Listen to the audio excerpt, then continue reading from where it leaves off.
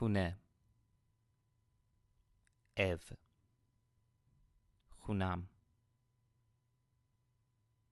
اویم، رستوران،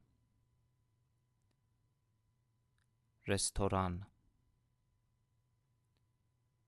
رستورانم، رستورانم، ساعت، ساعت، ساعتم، ساعتم، کلید، انahtar، کلیدم، انahtarım، دوست، arkadaş، دوستم، arkadaşım،